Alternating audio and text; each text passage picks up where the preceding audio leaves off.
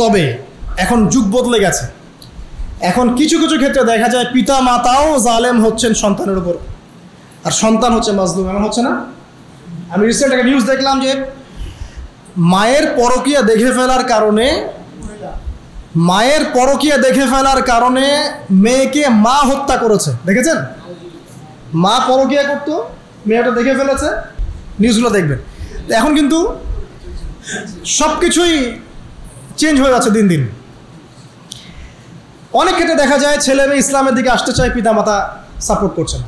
অনেক সময় দেখা যায় সন্তান দিনের জ্ঞান অর্জন করতে চায়, মা বাবা সাপোর্ট করে না।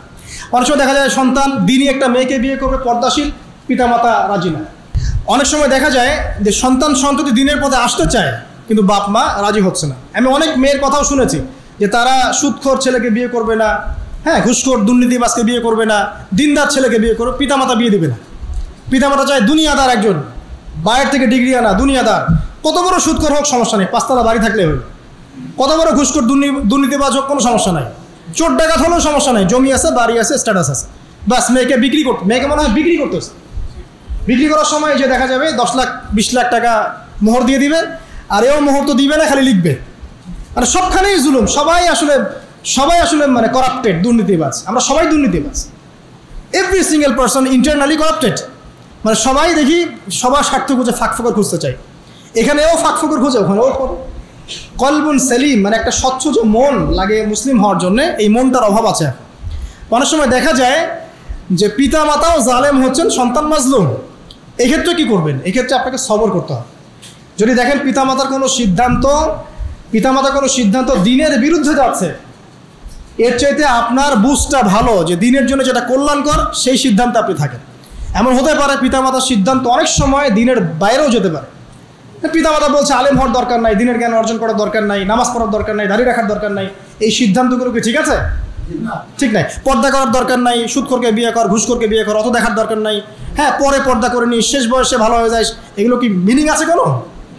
তো বুঝতে পারছি এগুলো পিতামাতার ভুল ডিসিশন। তাহলে এই ভুল ডিসিশন যখন হবে তখন সেগুলো মানা যাবে না। তবে তাদের সাথে নম্র বিহেভ করতে হবে, ঝগড়া করা যাবে না, তাদের গায়ে তো হাত তোলা যাবেই না, তাদের সাথে সম্পর্ক ছিন্ন করা যাবে না। সম্পর্ক ছিন্ন না করেই হিকমার সাথে আপনি দাওয়াতি কাজ করবেন, দাওয়াত দিবেন, বোঝাবেন। তবে আপনি আপনার দিনের উপর অটল থাকবেন, যে ডিসিশনটা আপনার জন্য বেস্ট হবে, দিনের জন্য বেস্ট হবে, সেটার দিকে আপনি থাকবেন। এখানে অন্য কে কী বললো এটা দেখার সময় নাই। সবাই যদি দুনিয়ার ফিকির করে তাহলে দিনের ফিকির কারা করে? আল্লাহ পাক বোঝার তৌফিক দান করেন, আমিন। তারপরে আসেন পিতামাতার কথা বলা হচ্ছে, পিতামাতার অবাধ্য হয়েও না, তোমার পিতামাতার অবাধ্য হয়েও না। এখানে একটা কথা স্পষ্ট যে পিতামাতার সাথে শেষ জামানায় দাস দাসীর মতো আচরণ করা হবে, এটা হাদিসে এসেছে। আমরা এখন এগুলো প্রমাণ দেখতে পাচ্ছি।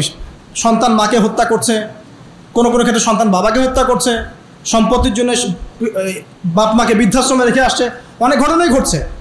তবে এখানে ইসলামের বিধান চিরায়ত যে পিতামাতা যদি কাফেরও হয় তারপরেও পৃথিবীতে তার হক তাকে দিতে হবে, তার অধিকার তাকে দিতে হবে, তার ভরণ পোষণ, তার সম্মান, তার মর্যাদা তাকে দিতেই হবে।